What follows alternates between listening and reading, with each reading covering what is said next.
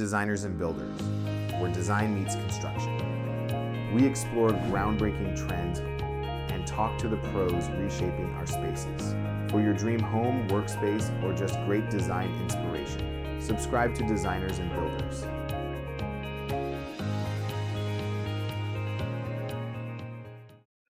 Hello, and welcome to today's brand new episode of Designers and Builders.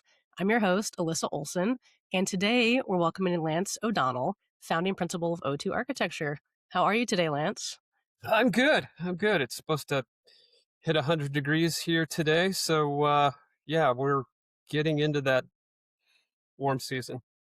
Oh, amazing. I wish we could split the difference. I'm a little chilly over here in the Midwest. So, yeah, I want to start a congrats on your recent AIA fellowship. That's huge. You're shaping modernism and architecture in Coachella Valley amongst the greats, weaving past and present. So tell us, how did you find your way into modern architecture? I think my journey was somewhat typical as I talked to many designers and creative people. The typical educational system of reading, writing, arithmetic that I was exposed to in the 60s just didn't really have a wide bandwidth.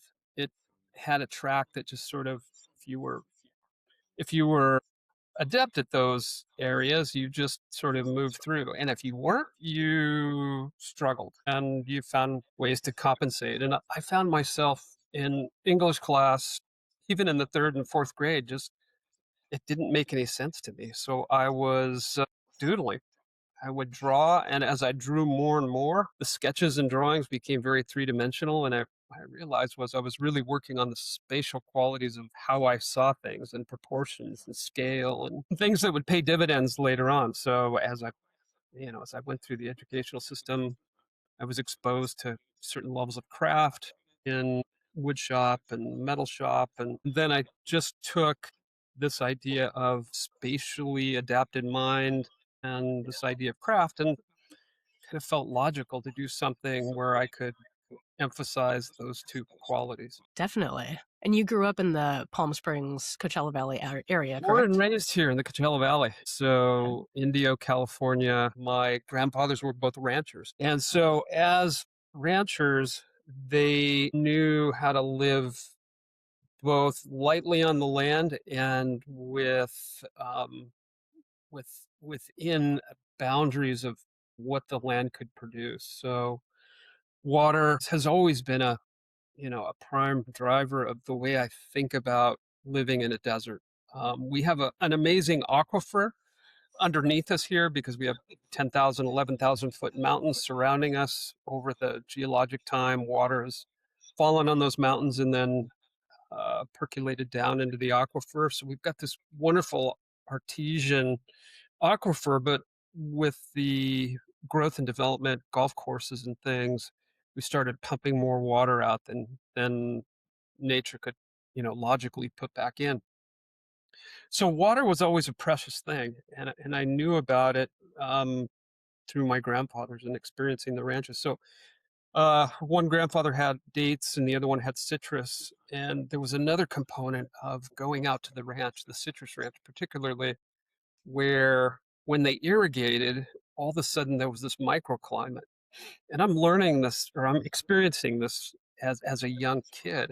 I'm starting to develop this sensory acuteness that pays dividends now. I fully understand the thermal qualities of an environment, of a microclimate, of an oasis. And all of those things are things that I bring to the way I think about built form, built space, particularly here in Palm Springs, where so much of what we try to achieve is indoor-outdoor living. Like, how do you live indoors and extend that to the outdoors and open up the interior to the exterior in a way that doing so is both comfortable and you can extend that period through more times of the year.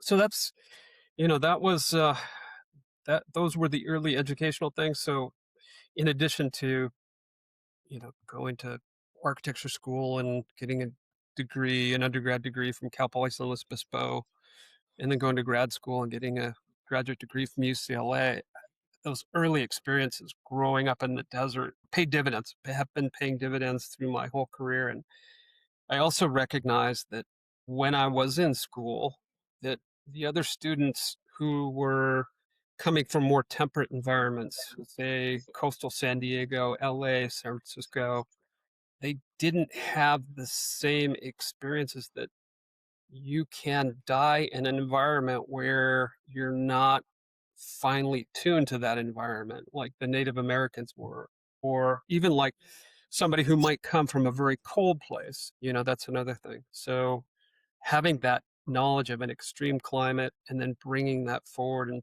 terms of thermal comfort, that just baked into the way I think about things. Absolutely. And I have to say, in exploring your work, and I've heard about you for years and years, which it's really great to speak with you. But coming from a landscape architecture perspective, that was the first thing that I noticed in revisiting your work is the seamless integration of how buildings are nestled into the site and truly adapt to that site context, right? And it's more than just this highly coveted indoor outdoor experience. It's really orchestrating the dialogue between the two in this orchestration of discovery and sense of place, but also, this private oasis of the homeowner and the person who's actually occupying it. And it's all flawlessly executed, very artful. So, Well, I yeah, appreciate that. I also teach. So the one thing that I try to communicate to young folks and is you with each and every site that you have the fortune of working on, you get some things for free.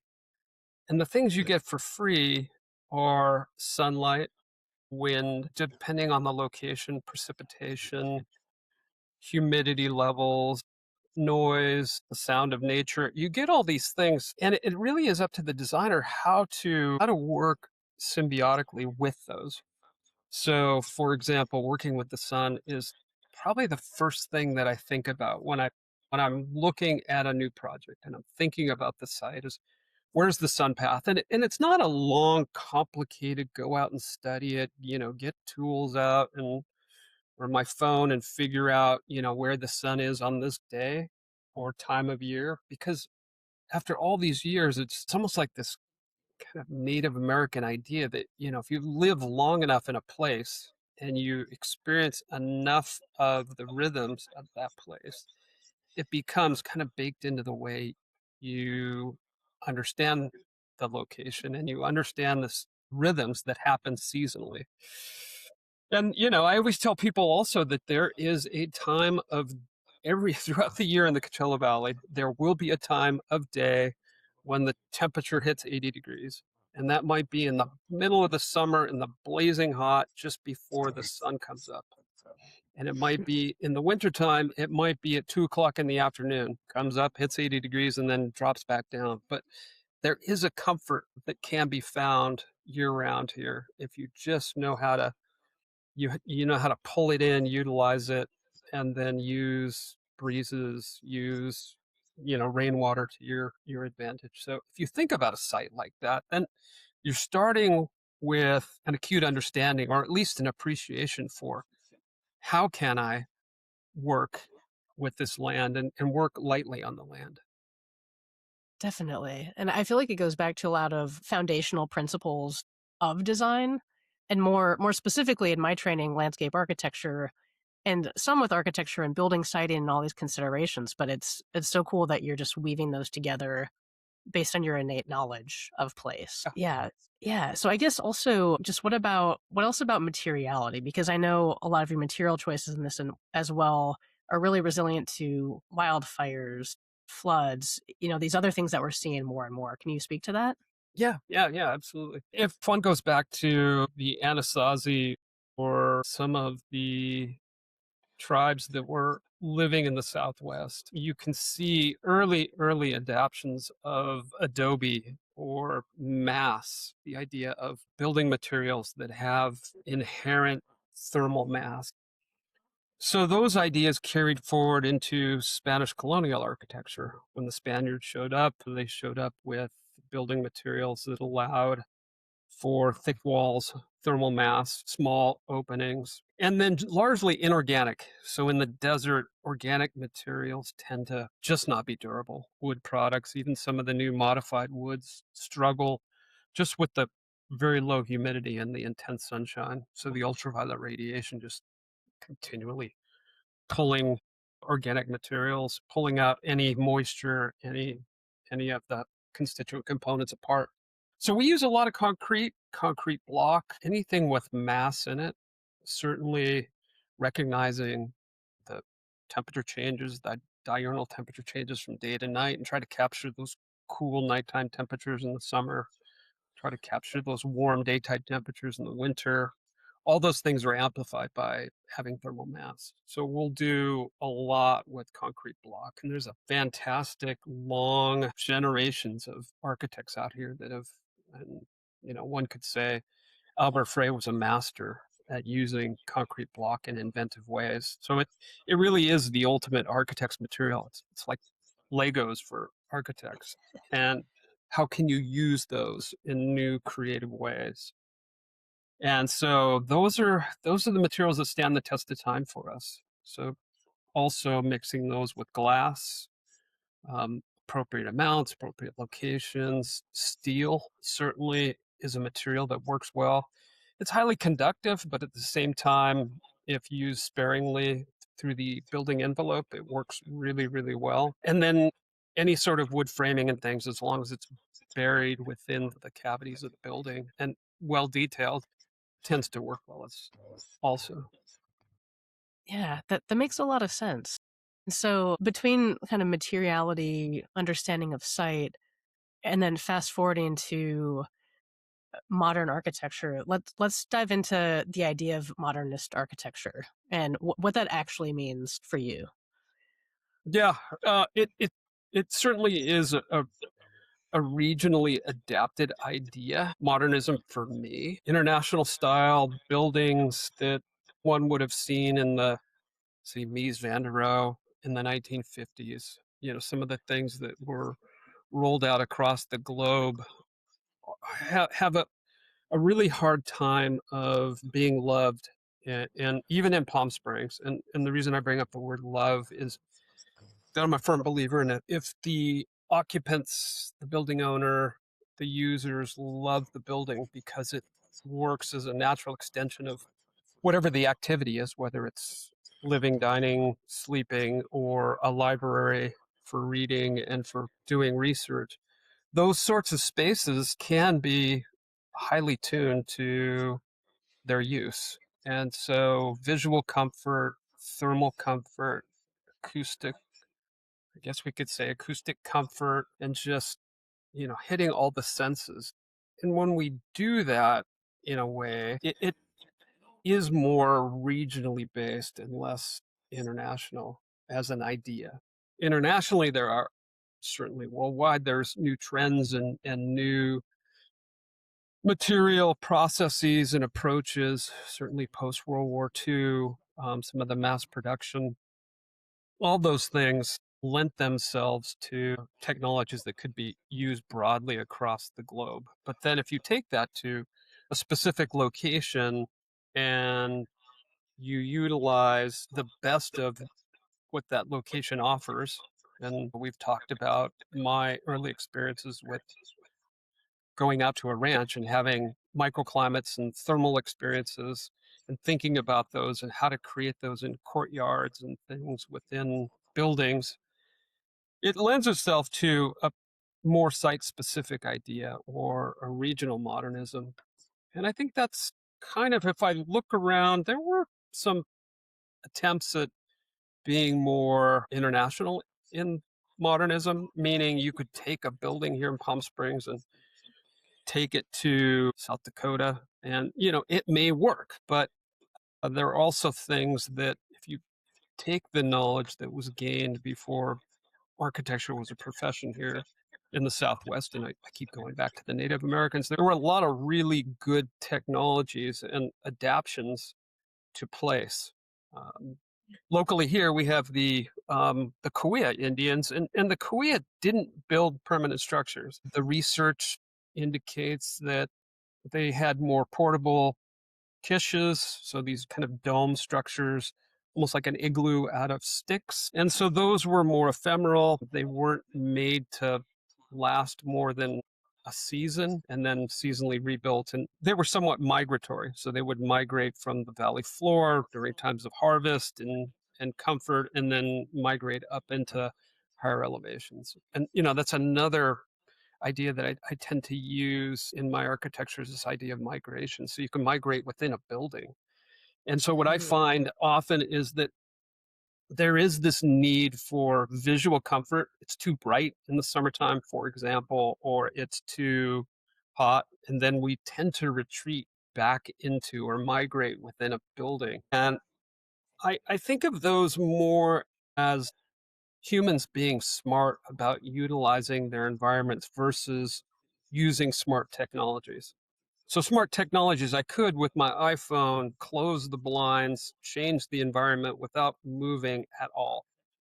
But I come from a lineage of ranchers that they moved. They did things to make both the crops, the yield of the crops, the idea of precious resources. They did things to amplify that in a way that was symbiotic with the environment and not just sitting still and having things move around us.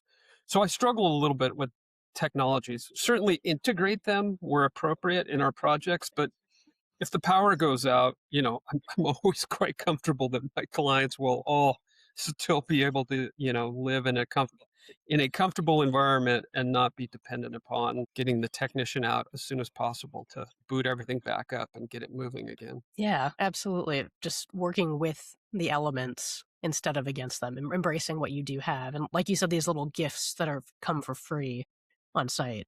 Yeah. So is this in your initial conversations with clients? I know you do a mix of residential, hotel hospitality, cultural work. Is this part of your initial conversations with your clients? The great thing about technology and this idea that, like this podcast, um, is that people are finding my office and my work having already heard or seen things that have been published. Um, and that's a great gift. I remember early in my career, I used to have to walk around with a portfolio, like, papers in a little binder and meet with clients and have to explain to them, you know, that the things that I do. And so much of what I do and others that are, working in this environment and working worldwide, it's really shrunk the world down. And people are calling and are investigating our work and are partnering with us because they already know what our ethos is and they know what's important to us. And there is some uh, synergy that's already built up before one walks through the door. But uh, I'll often find myself having to break things down into physics 101. Talk about conduction, convection, radiation.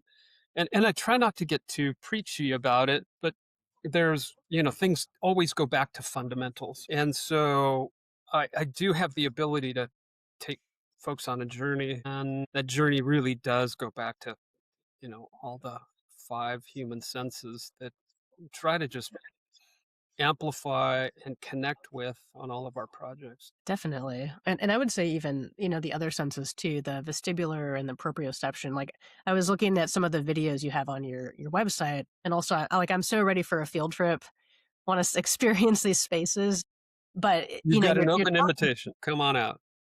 beautiful. Thank you. Yeah, a few more drops in temperature here and I will be on my way. But it's like even just the way you're walking through these spaces, you're describing how the architecture is responding to the land, to the views of the mountains beyond these kind of strategic sight lines. All of these things are just built into your work naturally. Yeah, that's a good observation. There is this sense of procession through spaces and always um, creating these sight lines within structures that are visualizing the exterior environment. So I never use the word hallway, not in Mm, the way we talk about a corridor, not in the way that you access rooms. That it just the idea of a corridor that doesn't have a window at the end of it, and becoming a gallery is just not something that is part of the way we approach projects. It is always trying to approach projects as the sequence of moving through spaces is always informed by the exterior environment. And what that does is it always reorients our perception of the exterior, whether it's on the cardinal points and you're walking north, you're walking east, you're walking west, you're walking south, and during the times of day, and as I've said, the rhythms of a place, just there's always that knowledge of almost innate, it becomes innate about the time of year, the time of day, just from the brightness and where the sun is, because the structure is really kind of working like a sundial or Stonehenge. It's marking time in its own internal way. And that's just a byproduct of starting with the idea of where's the sun, where's the wind, where's the, you know, how do we place this thing so that it's amplifying what we get for free. Absolutely. And that's offering what that specific site has to offer to people and really demonstrating that and showing off the beauty of it. I think another question would be, what about your design team, both internal and collaborators? What does that typically look like? Yeah, it's a good question. I started out my career with a partner, Anna Escalante, and Anna and I worked hard at bringing our two strengths together. She was a strong designer, and I was, obviously quite adept at trying to make buildings fit well into both the topography and the climate that we were working in. And so that really worked well because we had this great interaction and exchange of ideas that eventually what happened was she appropriated the things that were important and dear to me, and I did the same with the ideas that she held dear. And so we got to the point where you're kind of running two offices out of an office, and in order for to fully develop, we kind of both went our own ways. And since this has been 20 years, so it's 20 years next month that I started O2 Architecture in the same office. So I've been in this office for 20 years. The collaborators that I've had over that time have been long and enduring. I'm quite fortunate. There's kind of a double-edged sword working in an outpost. I'll call Palm Springs an outpost just because it's not Los Angeles, it's not Phoenix, it's not New York City, it's not Chicago, it's not Seattle, it's not Portland, where young folks are graduating from architectural programs, and then they're moving there because there's a great young energy that's going on. Palm Springs it's not young energy. A very accepting and diverse set of folks that it attracts, but generally folks are in their middle careers or towards the end of their careers by the time they get here. So I've had to kind of work hard at attracting young talent. And fortunately, working at Cal Poly Pomona, teaching in the architecture program there, I was exposed to several young folks, and over the time, could entice them to come work here in Palm Springs. And that, just so everybody fully understands that it's not a place where you come to start a family. It's a place where you already have a family and you come to set up a second home, or you come as a later in your career to emphasize or explore a different avenue or path. And we've been really fortunate to have some creative people. I would say that what has been core to some of the collaborators here in the office is there are folks that are leaving. For example, Martin Brunner, who came to my office from Switzerland. And, he would just say that, look, I was tired of the cold, dreary weather and I just wanted sunshine. Moved to the high desert of Joshua Tree and, just loved the environment in Joshua Tree way before Joshua Tree was a trend. and Mhm. loved it for all the reasons why it became a trend. It's just the landscape is fabulous. The weather is, super interesting and comfortable. So there are those aspects to finding collaborators, collaborating with smart folks. So yeah, over the years, I would say I have more international folks here in the office, or as many as domestically grow, for example. So Andrea from Germany, I just mentioned Martin from Switzerland, Octavia from Mexico City. Yeah. I could go on and on if I just start going back in history, but there's just there is an international recognition that this is a place. But again, most young folks graduating from universities aren't thinking about moving to Palm Springs to start their careers and their families. So Right. Yeah, a great spring break option, for example. That's usually yeah, my relationship with Palm Springs. it doesn't really create the best work environment. No, it does not. But also the beauty of international design teams, right? Like we can collaborate across the globe. It's Yeah. part of our work culture now. And that does benefit a place like Palm Springs. Yeah, and we do have some remote folks. So we've got a really good teammate that was in Argentina and worked for us for 5 years, and then moved to Italy and is working for us. So the Argentina wasn't so bad. The time zones weren't so bad. Italy is, you just 8 hours. You've got to kind of you manage that a little bit differently. Yeah, remote work is post COVID. There's 10 of us, so post COVID, we still have 5 people working remote. 2 are working remote 20 miles away, and 3 others are working remote, 2 in LA, and as I said, 1 in Italy. So it is technologically possible. It is something that allows us to expand the talent and resources that we would otherwise be limited to here. But yeah, it's super excited just to continue to explore how we may be moving into a level of quicker iterations with AI and some of the other tools that we're starting to use. Yeah. So, how are you incorporating those into your work currently? And how do you anticipate that'll change in 6 months to a year? Yeah, I'm not a doomsayer. That we're going to go from 10 down to 5 because we're all X faster at doing what we're doing. I think we're going to be able to be more efficient eventually. There's certainly, if I were earlier in my career and I had to prove myself more at each presentation, at each initial interview with a client, I probably would need to bring in lots of visuals, which some of the AI technologies help develop quickly.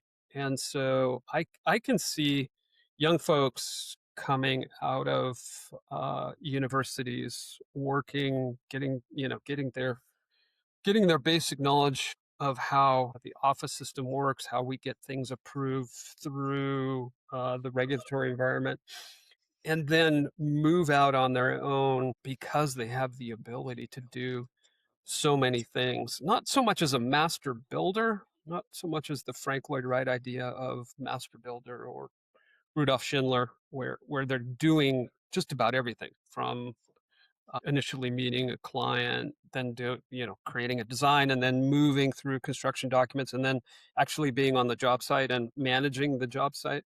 Not so much that idea, but the idea that the, the iterative ideas that one can work through quickly using technologies. So I think, it's interesting times. It hopefully will benefit us in the more immediate future within that regulatory environment. One of the things that's really kind of made practice a challenge is this idea of getting things approved through agencies, and it it has slowed down the timeline and the overall process that we work in, to the point where it's a financial burden because things take so long, and then you're having to file plans with an agency, and then you don't hear about those plans for weeks and sometimes months. And then there's always a back and forth. And that it's tough. It's tough on me. It's tough on staff because there's the start and stop that you've got to then pick up something again that felt fully baked and ready to go. And then you're on to something else. And then it just slows down. So with AI and generative AI, I think that time is coming where we'll be able to file plans with the local agency. And this might be both on the planning side, so the entitlement phases, the early phases, and in the building and safety plan check phase, where the plans are getting filed electronically, they're getting reviewed electronically by AI, and then returned back to us within minutes. And I just see that as inevitable. And then I think city staff and county agencies, federal agencies, state agencies can then focus on other things than the burden of constantly having to move files through a process and the human, just timescales of sifting through information. So yeah, that I'm really hoping for, and anybody who will listen to me, I just keep saying, can't wait. I will say, I think that's the most optimistic perspective I've heard, and the first to link AI to the regulatory agency review, because it's, as someone who worked in the Bay Area for over 10 years, it's so challenging. It's like, hurry up and wait. You're just like burning real hard on a project, and then it's going to sit for 6 months, whether it's regulatory or financial or whatever the case may be. And it's so painful because they tend to all come back at the same time and then die at the same time. And so, as someone running a firm, it's like, how do you manage your people and your projects and all those things? Like, I would love if AI could help solve that for all sides, for all parties. It's coming. It's inevitable. It's just, if I'm a city manager or an elected official and I'm getting 50% of the discontent that I'm hearing from the development community is how slow things are going, I'm going to pull whatever levers I can to speed that up. It's real money, it's real constituents with direct impact on cities' bottom line. So yeah, it would be suicide for any agency not to start to look at how to adopt these things quickly. Absolutely. And it's people's day to day lives. It's people waiting for housing. There's tens of thousands of people in any given city waiting for things to be built fast enough and approved fast enough. And all of a sudden, a decade goes by and there's more people and still not enough housing to, for all these demands. Yeah. Yeah, and then it extends to the utilities, right? All the public utilities, whether it's electrical, water, streets, and roads, and yeah, there's just so many little parts and pieces that are another agency that needs to get folded in, and so just navigating that is, can be a minefield, especially for young folks that are just getting started. I'm even surprised after 30 years in practice that there'll be a new regulatory requirement that just pops up. And I'm not a naysayer about, this is a political thing and we are getting ourselves into just too much paperwork.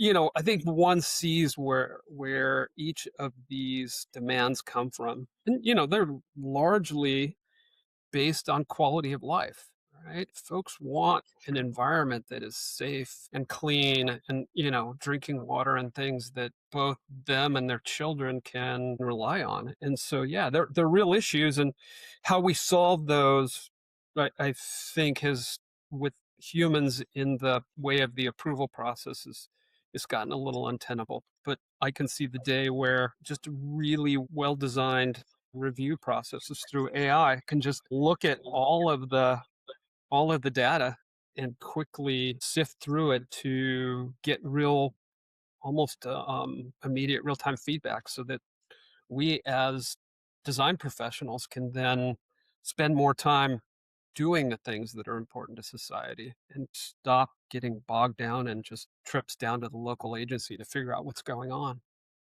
Yeah, exactly. Designing not just our spaces and our environment, but the process, and adapting to all these very well intentioned things, new or not. New things are always popping up all the time. But yeah, I really like that idea of redesigning the larger ecosystem of these decisions and the regulatory environment and how we can better feed into it together. Yeah.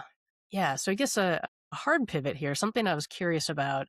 What's the might be a two-part answer, but what's the biggest risk you've ever taken, either in design or in your business? Yeah, I think maybe that is a, a, a fundamental principle or fundamental skill that all firm leaders have is this fearlessness. Just a general attitude about being fearless. And that comes with knowing that you can solve issues that come up. So, taking that leap and moving forward with an idea that you don't quite have all of the answers to or haven't ever done before is a fairly systematic thing. So while the question is asking, were there specific moments and times when there was something that was a notable moment, they just kind of all build on each other. As a young architect, I remember I was reading the paper. We were not very busy early in our career when I was with Anna Escalante, O'Donnell Escalante Architects. And I was reading the paper and I saw that the local Agua Caliente band of Cahuilla Indians were cleaning up one of the canyons here, Taquitz Canyon, which became a spring break destination for the whole Southwest. Everybody came to Palm Springs for spring break. And so in those heydays, folks would go out to Taquitz Canyon, which is the ancestral home to the Cahuilla, and specifically the Agua Caliente band of Cahuilla Indians. And they were cleaning it up. And I was reading this article and I just I don't know if it was arrogance or just boldness or just lack of options. I just wrote a letter to the tribal chairman, Richard Milanovic, and I said, I didn't know him, but I was a newly minted architect. And I said, hey, see, you guys are cleaning up Taquitz Canyon. Do you think there would be any need for a, a visitor center or some kind of interpretive center or something, thinking broadly and boldly? And a week later, I got a call from the chief operating officer for the tribe saying, come on down for a meeting. It turned into a project. It turned into the Taquitz Canyon Visitor Center, which is still Wow. one of my favorite projects. It just, it kind of hit all the buttons. It was on tribal land, and we had to study where to place this because there were cremation sites around. There were archaeological areas that we couldn't touch. So just placing the building and then doing that in a high fire area because it's outside of city services, and how to make that work in that very well, it's remote in terms of city services, but it's accessed quite conveniently from downtown. But that was just never being afraid to just take that first step. And I guess the other thing too is I tell young folks is just keep showing up. I don't know that I did anything revolutionary in my career other than having a good basis for starting every project and enthusiasm, but I just continually showed up just every day. I mean, there's not a day that I don't think about design and think about new ways to implement technologies or new challenges. It's just one of those things that just keeps driving, I think, all creative folks forward. There's always some, there's something new to explore, something new, some new challenge to undertake. And so it's a continuum more than, a moment. But yeah, I still at this, 63rd year of my life, I still find it fascinating to show up to work every day and keep doing what I'm doing. Absolutely. And you love what you're doing, and your fearlessness turned into a project in that example. That's absolutely incredible. So I guess, Lance, what's next for you? What are you working on? What do you foresee coming up in the future? We do have a lot of really interesting projects in the pipeline. Again, if we could move those quicker through the pipeline, I would be overjoyed. One of the things that happens in Palm Springs and the Coachella Valley as these areas mature is that the available land is more scarce. So available undeveloped land is just harder and harder to find. And when you do find it, it tends to be in more remote areas, in high fire areas, in locations where somebody really needs to know what they're doing to get built. We're engaged in a lot of that work, and it continually has its challenges because it keeps pushing us further and further out. And, and one might say, do you ever turn projects down that just push further and further out because of some kind of ecological understanding that, there should be limits to how far we push into the natural environment. And I'm not one to say, no, we shouldn't. I'm one to say we can do it lightly and we can do it so that it is durable, sustainable, and withstands a climate that may be changing in ways that we can't predict. So those things also present themselves with added layers of complexity and added layers of an iterative process. But yeah, I think that's what's in the future for us, is to continue to do what we're doing, being challenged by increasingly demanding projects. And we're doing a few things out of town. So we've got a project in LA on the coast. I'm in the South Bay of Los Angeles, and we have one in North County, San Diego, both with ocean views, beautiful, different environments, but again, just interesting in their own way with their own regulatory complexities that, we have to kind of work our way through. Absolutely. And yeah, you're going from ocean to desert and that whole transect in between. Well, that's the So beauty of Palm Springs, is that we're an hour from Joshua Tree National Park with these amazing moonscapes. We're an hour and a half from Big Bear, a ski mountain. We're an hour and 45 minutes, 2 hours to coastal San Diego, Orange County. That's the beauty of California, is the diversity of the geography, the climate, and how livable it is here. Yeah, I feel quite fortunate that my grandparents and great grandparents decided to move to the Coachella Valley, and it's home. love that. Always good to be home, especially when it's a beautiful one with proximity to all ecotones and biomes. Yes. So yeah, Lance, any other parting words? Yeah, just I think overall one would detect an optimism for the profession, an optimism with technology, continually embracing um, generations of people. So I think humanity, while it feels tough and it feels like there's some things going on that are outside of our control, I do see I do see us improving both the ecology of this planet and how we interact with it, and a respect for it. So ever the optimist, I guess, would be the parting the parting words. Okay, love that. Appreciate it. And I feel like the world and each of us needs more of that. So thank you for sharing. Appreciate your perspective. How can people best connect with you? Uh they can connect with me, and maybe we'll just put something in. I don't know if there's a chat or there's some other way, but O2 Architecture is the firm. So that's one way. And then at O2 Architecture on Instagram is another really good way to see what we're doing. We post weekly. I've found it to be a really good way of staying in touch with past clients, past students, other practitioners, and then just the general public who are always looking for creative inspiration. So yeah, at, at O2 Architecture on Instagram, and o2architecture.com, www.o2architecture.com. And then from our website, there is a little info section. And then if you send an email specifically, you can just address it to me. And I get those and do my darndest to respond to everything. That's You're always doing the best you can do, right? All right, awesome. We're definitely going to be hitting you up on IG and hope to catch you in the desert soon. Thank you so much, Yeah, Lance. open invitation. Okay, sounds great. Have a good rest of your day. Okay, thank you.